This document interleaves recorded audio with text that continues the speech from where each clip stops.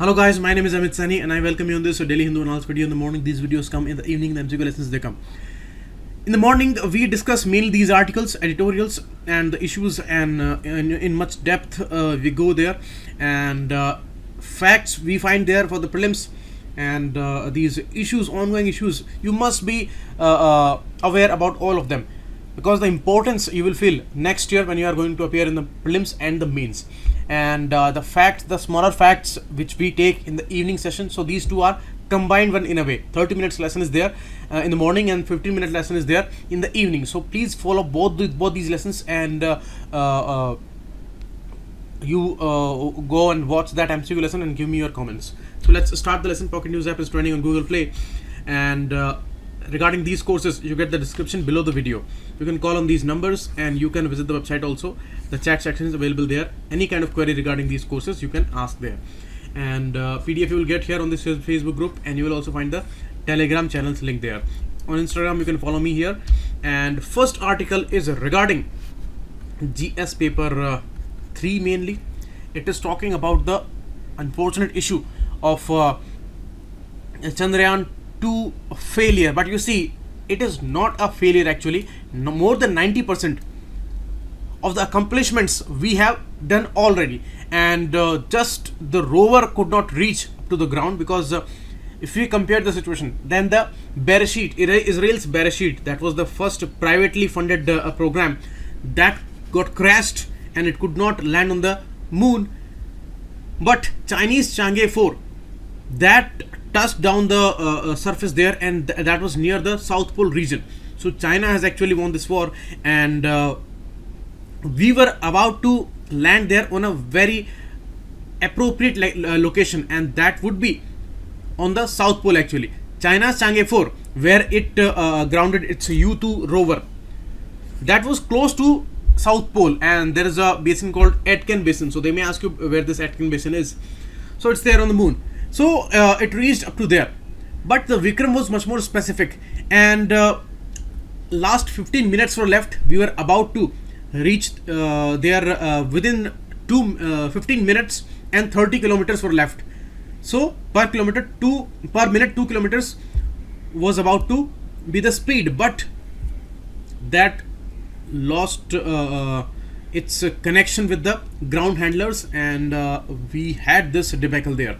So we do not know, we are yet to ascertain what were the regions, but fortunately they have located Vikram lander on the moon surface, the orbiter which is revolving around the moon, because two components were there, this orbiter which is still revolving around the moon, and the Vikram lander. That was the important addition this time if we compare it with the Chandrayaan 1, because at that time there was only orbiter. This time it was also a lander, and which was about to land the rover there. So the rover was Pragyan, but both of them, they got crashed. Hopefully we can say that we do not have information, so maybe they are saved, but we have actually located, and the connection is still lost with the lander. So we think that they are crashed, and we do not know much about their details right now. But whatever it is, 90% of the accomplishments, they are done, and for 7 years the orbiter will send us the pictures. It is way more upgraded and way more advanced orbiter now. It will send the pictures and important additions, it will make to the discoveries. So let's see what happens. NASA also has a aim to send its rover there by 2024. So if we would have made it possible, then a great winner we would have been, but it is not possible till now. And let's see what happens. NASA was about to take important details and important directions from this lander and the rover, but that is not going to be possible now. And you see, these prelims details are important. Chang'e 4, the U2 rover, the Bereshit, the South Pole, Aitken Basin, and the NASA's mission. So that's all. And the next article is the article of the day. It is talking about the very important core governance issue of a democratic decentralization. T.R. Raghunandan, he is talking about this important issue which is relevant to GS paper 2 mainly, and he says democratic decentralization that was aimed actually with our independence movement. And Gandhiji said that if I would see villages being autonomous, self-regulated and self-managed, then only I will accept the real freedom there in India. Otherwise there is no freedom. It is all the issue that first people were slaves of kings, then they became slaves of Britishers, now they will be slaves of some elites or maybe politicians.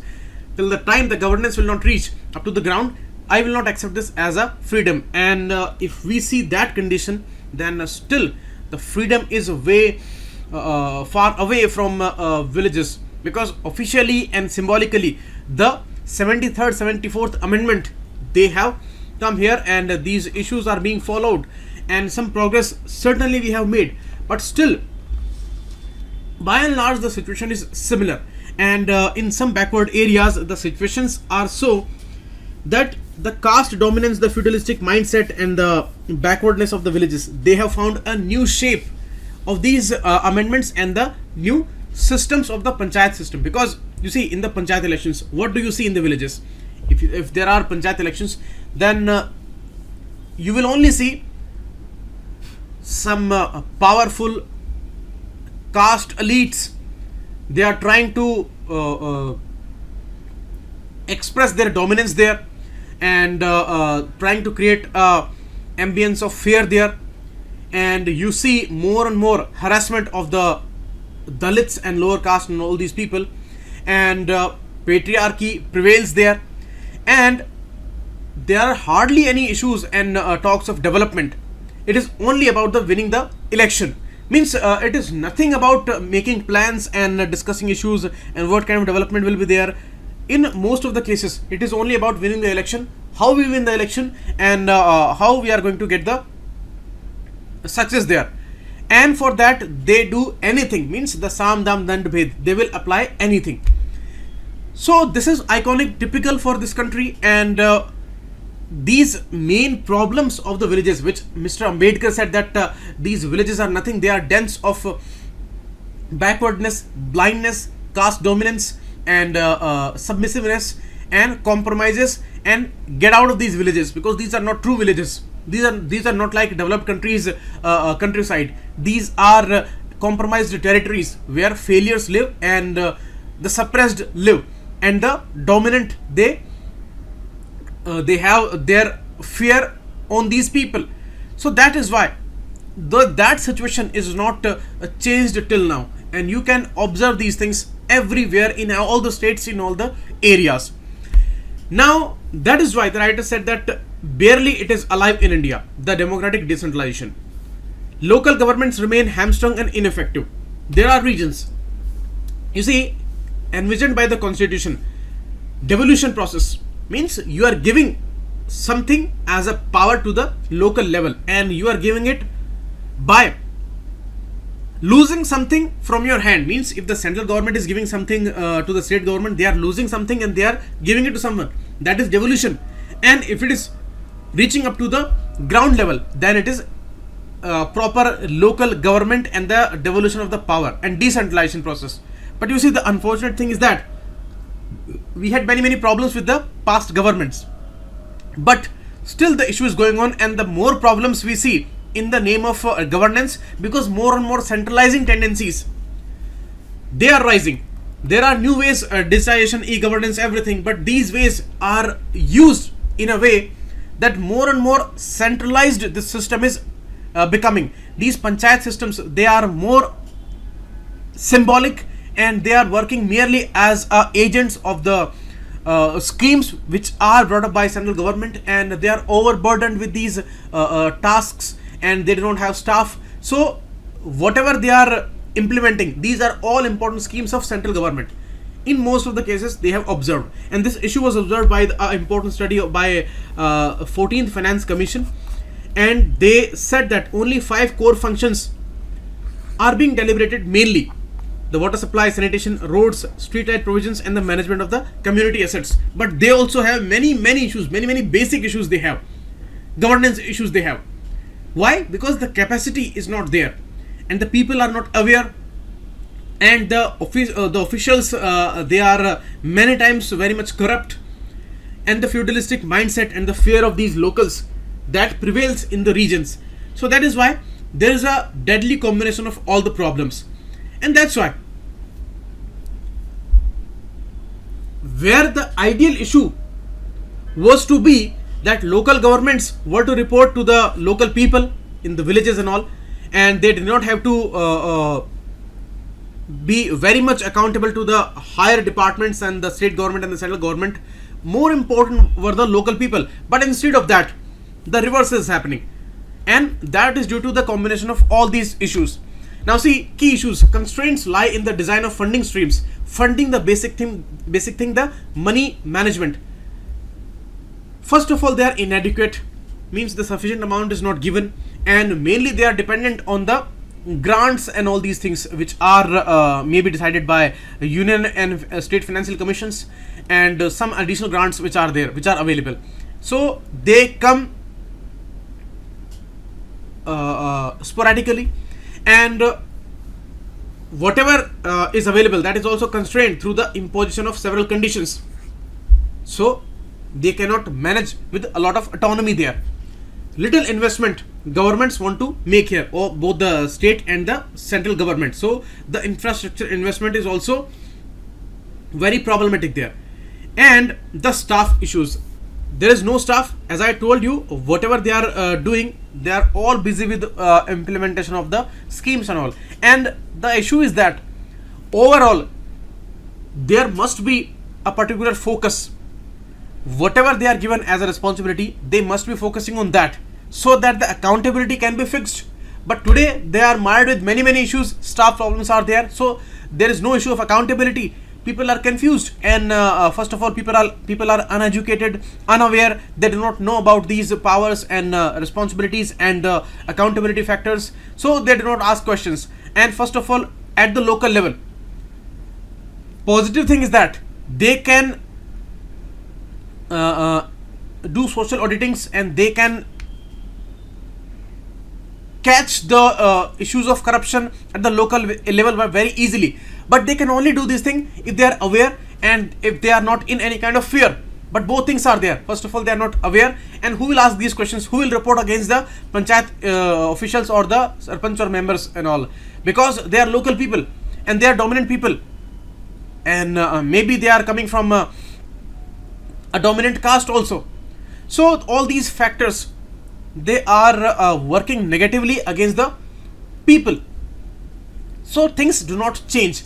Maybe I sound too negative about it, but this is the practical picture, and this is the reason that the inequality rises and the gap is widening between the urban areas and the village areas, because village areas are progressing with a very low pace. Means it is almost nothing in the terms of pace of development, and the urban areas, they are developing with a very fast pace, and the more and more concentration of the population towards urban areas, that is happening. And people do not want to live in villages, because that thing that Ambedkar said about villages, that is ultimately in front of the people, that these villages, they are dense and no amenities and no issues, backwardness, all backward thinking and following the basic traditions, because they do not have confidence in their lives. So they are stuck to these old traditions, and very much regressive they have become.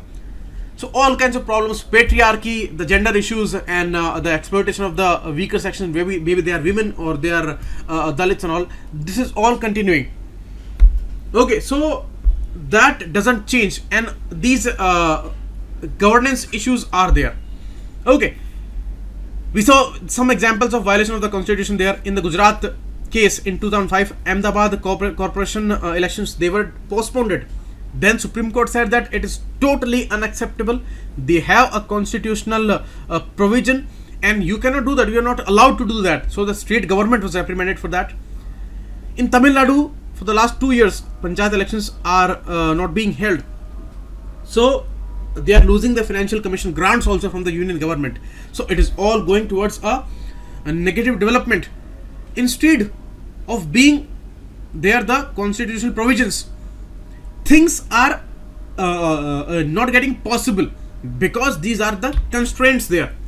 Now there is a downside also of the centralization. but that more relates to the typical problems of this country. You can see more and more centralization is happening of the service deliveries these days. And as I told you, they are panchayats are nothing more than the front offices for several union government programs. That is practically happening for some years now. And you see, union program designed for cities, like the smart city program that came, they arranged these issues in a way, and the pressure is like this, that the funds are clubbed with the states, and the special purpose vehicles are created to ring fence these grants, and it is all a messy condition. Nothing is clear, and the municipality budgets are mixed with all other grants and all, and things are not going in a proper way. So you cannot say from where the funds are coming, where we should fix the accountability factor, who is responsible there, and how these things will be implemented. So a lot of problems are there, and except for a few champions of decentralization in politics and civil society, people do not distinguish the level of government. Means, as I told you, the typical problem that people are not aware. They do not know. If somebody would be asked that, do you know about the 73rd, 74th amendment, then 99% people, they will not know about something like that, and they do not know that things have changed constitutionally and governance wise. All they know about central government schemes. They talk about the central government. They do not talk about the local government there, because they see the functionality is not there and the effect is not there on the local level. Whatever is coming, that is all the you may say blessings of the center there. That is happening something practically on the ground. Okay, corruption issues. As I told you, criminal elements and contractors, they are attracted to local government elections. So always those are the people we see in these elections, and they are winning the elections. And you see the political parties, they do not object to anything of this kind. They will give tickets to these kind of people only, because they know they will get the votes, because they can create their fear and they will get these votes. Locally they can have their dominance and they will get their votes, because they will not allow any simple person to stand there in these elections, and they can eliminate any kind of threat to their candidacy. So this is how that doesn't change. And in most of the cities of this country and most of the panchayat elections of this country, criminal elements, dominant elements, the caste elites and the contractors and maybe very powerful people, they are winning these elections, and that's why they can manage all the money issues later very easily. And decentralized corruption, which villagers could catch very easily if they would have aware, now nothing they can do about it, because the traditional way doesn't change, the way people are living in the villages. Okay, so what do we do now to curb these tendencies? First, gram sabhas and ward committees in urban areas, they have to be revitalized. Okay, and the cosmetic reforms will not work here. The way they said that videography will be done and we will see those issues, you see, that thing doesn't matter much, because what matters much are that is addressing these problems that we discussed there, the structural problems and the caste problems and the awareness problems, and telling the people about their local issues and the local responsibilities and the local rights there, and the responsibilities of the local governments there. And people must be stakeholders there. You see, in these cities, huge corruption goes on, and in semi-urban areas, people do not have time, they are not united, and they do not know much about the powers there. So that's why the corruption goes on. In bigger cities, there are many civil societies and all, so they may report about those. But in the semi-urban areas, there is nothing like that. There are no NGOs working there, and there are no civil society groups, pressure groups are not there. So that's why things are very easy in the corrupt ways. So they go on, and local government organizational structures, they need to be strengthened. As I told you, they are overburdened. Extra compensation is not given to them, and they are just front offices of the government schemes. That should not be the case. For the government schemes, they must fix their own administrative staff, and these must be allowed to focus on their own work, the main work of the local governance there. They should be allowed to take taxes. You see, there is a political problem of the taxes. The local governments, they are not able to collect taxes, because if they start taking taxes, then people will be totally miffed. They will be very much angry, and next elections they will certainly change the government, because nobody wants to pay taxes. Already they are overburdened with many issues, and now at the village level, where maximum number of people they are living in a poor condition, they will never be ready to pay any tax. So that's why they are dependent on the grants which are available from the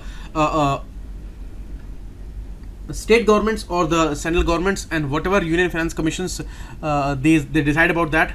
So these are typical problems. Okay, so you can write many points here, and it's a very important issue for the mains examination, especially things coming out of GS paper 2, the questions coming out of it. So 500 words question you can write there. Problems and the solutions for the local government in this country, and that is extremely needed, because that is under a lot of threat, because more and more centralized tendencies we are looking right now. Next, Trump, Europe and Iran effect. In this issue, Mr. Zarif, the foreign minister from Iran, he was invited in Biarritz, where this G7 summit happened. So he was invited by France. So he met Mr. President there, Emmanuel Macron, and it was not expected by Mr. Trump, obviously, because they did not want to meet there. He said that we will meet only after some compromises which will be done by Iran there. But these things are iconic of some specific issues here. What are the issues? Issues are that all the European countries are not with Trump, and they want more peace there in the region. They do not want any kind of escalation or the provocation of war-like situation. They do not want warmongering there. They wanted smooth relations, trade relations with Iran. And after Trump withdrew from this JACPOA deal, countries were in a way miffed with these developments, because things were going smooth. Iran was complying, and there was no problem, and it was a very progressive deal that Obama made possible. But now it is all a problematic issue. The Iran is also provoking, and it is also taking some steps which are problematic, like it is capturing some ships there in the Strait of Hormuz. So many problems are going on, but it all started when Trump took this kind of decision. Now, to protect all these ships from America or European countries, Project Sentinel America launched there. But France and Germany, two big countries in European Union, they did not join it. Why? Because they said that we cannot go with all the Trump's decisions, because Trump may change its decisions, and it is not trustable in all the issues. And maybe in some issues we are there with Mr. Trump, but not always. So they did not join. But Boris Johnson supports Trump, because both these leaders are of a similar type, and Europeans are fearful of getting involved in another war in West Asia. That is also very much obvious. And some things were symbolic, that were showing that some countries are thinking in a different way. They are not thinking in the Trump's way. The way they proposed Instex was a way where they were in a way trying to evolve a separate mechanism, so that the trade with Iran that goes on, because the American dollar payments that will invite many sanctions, so that is not possible. So they tried a new instrument in support of trade exchanges, and that was Instex. So France, Germany and UK, they developed this mechanism. Certainly this thing will not be accepted by the US there, because it wanted total blockage of Iran, but that is not supported by these countries. So many issues are there in these allies too. So all are not against Iran totally. Still they want some hopes there. Now these allies of America, they are very much worried about the warmongering intentions of Mr. Trump, and they know that a lot of consequences will follow, and we will have to struggle a lot, whatever happened in Syria, whatever happened in these Arabian countries. Now the migration problems is a huge problem for European countries. It's a moralistic question whether they accept these people or not, and it has exposed many countries, so they do not want any kind of escalation there, any kind of problem in the future, because America is far away across the Atlantic, and all these problems will be borne by these Europeans, so they do not want any kind of escalation. And that's why G7 summit was a kind of a failure, or you may say not a success. And UK, in a way, when this Boris Johnson is leading, that is not on the same page with these countries like France and Germany. He's talking more in the tone of Mr. Trump. And you may say the relations between Iran and UK, they are also not very much rosy, because Iran captured a UK flag bearing ship there, and all these issues were in front of us. But you see, still many confusions are there, and in the end we feel one thing, that Trump is in a need to make its own calculations, because the situation is at a deadlock. All countries are not supporting, so Trump is alone here in a way. In its own way, it wants to implement things, and there it is alone, and it is going in an isolated way in Afghanistan situation also, because today we have a news that the talks with the Taliban, they are halted now. So Trump has this responsibility, and it has to make its own calculation, and all these countries, they cannot support always in these ways. So this is how the things are very much complex, and the next article is talking about a extended issue here. That is the issue of Iran, and how it is not very much easy for America to counter Iran there. It has its regional allies, and the network it has, that is also very problematic for the adversaries of Iran there. And all the countries of Europe, they want a peaceful region there. Now we move to the next article. Here the situation of Yemen. The Yemen war is going on. In March 15, the UAE and Saudi Arabia, they became allies against Yemen, and they started this war there, and they wanted to stabilize the government. They put many allegations there, and they wanted to solve the situation very easily. They thought that it would be very easy to crush the Houthis there, which are Shia rebels. Iran is also a Shia country, but at that time Houthis were alone. But when they attacked, then Houthis were supported by Iran there. Iran is also a Shia country, Houthis are also Shias. Houthi rebels, they captured capital Sana'a before March 15. Then it all started. Sana'a was the capital, and it was captured by Houthis. Then Saudis, they took help from America's, these weapons and all, they were taken, and Saudi became the biggest importer of the weapons in this world. And they backed a particular group of protesters in the south region, because Houthis, they are claiming the Sana'a region and the northern towns of Yemen. And in the south, near the Aden city, practically the government is working from Aden now, and the Saudi the south separatists, they were backed by UAE and Saudi Arabia also, in a way. Now two groups we see: Houthis supported by Iran, and these south separatists backed by UAE and Saudi Arabia's partners. Now they fought this war, and after 4 years they came to know this thing, that they cannot win the war. Saudi Arabia realized this thing, that they cannot win the war only with their warplanes, because they are countering, and Houthis are not so weak here. So they miscalculated this whole situation, and the Iran's support is certainly very much problematic for Saudi Arabia to win this war. Now, one thing that Saudi Arabia feels is the lack of ground allies there, because on the ground Iran's situation is way stronger, And in practical terms, today 3 power centers are working there. As I told you, Houthis controlling Sana'a and the northern towns, southern separatists who are strong in and around Aden, and the internationally recognized government that is run from Saudi Arabia, because the president is there in Riyadh in Saudi Arabia, and they are dictating terms from there.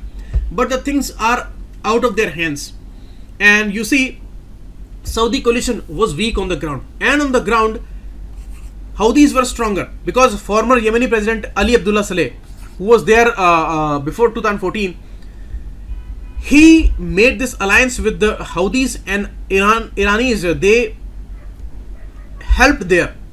So this is how the balance was created, and it was very much not very easy for Saudi Arabia to win the war. And now some differences are erupting between Saudi Arabia and UAE, the allies there. Why? Because when Saudi Arabia realized that it could not win the war, so it went to Islahs. Islahs are a different political group, and UAE doesn't want their help. So that's why some differences are there between Saudi Arabia and UAE now. Means who took this thing very in a very casual manner, and they thought that we will crush them very soon. The same allies are now having differences, and even when Saudi separatists, they captured Aden, those were attacked by UAE now. So huge problems are there between Saudi Arabia and UAE now, who are fighting the war with each other against Yemen's Houthis. So UAE has its own goals now, Saudi Arabia has its own goals now. Situations are out of Saudi Arabia's hands, and UAE in the end wants Aden there, because it's an important port, and the access will be very much vital for UAE there to come to Indian Ocean region there. So they are all fighting their own war, and they are trying their own ways there. So this is all unclear now, confused situation. We have to wait and watch what happens there. And certainly Saudis hold the key to peace in Yemen, because a huge humanitarian crisis is going on. Crores of kids are malnourished, they are at the brink of death, and thousands are losing their lives every day. And the women, the kids, the simple groups and the international bodies are struggling a lot there, and nobody listens there. And it is all the false and foolish ego of these big countries. And you see, absolute power corrupts the mind first. So these leaders of these big countries, their minds are totally corrupted, and they do not see the humanitarian crisis there, and they are all busy in satisfying their own egos, and they are not able to win the war, because the wars can never be won if the humanitarian crisis is there, because it is not a certain territory where they are fighting war. It is all going on in this country, and the people are losing their lives. So that is why humans have become so foolish that they do not see their own existential threats, whether we talk about climate change, whether we talk about these proxy wars and all, and they do not see their future there, because peace is the best future. And when they destroy the cooperation and the and this over smart ways, when they want to deploy there, then only the devastation follows. That is to be understood by every nation, including India. Nilgiri tar's population is up by 27% in 3 years. It's an endangered animal found in Nilgiri hills, and it is also called ibex, Nilgiri ibex or Nilgiri tar. So that's an important information. They may ask you about these things. And healthy sex ratio they are finding there, and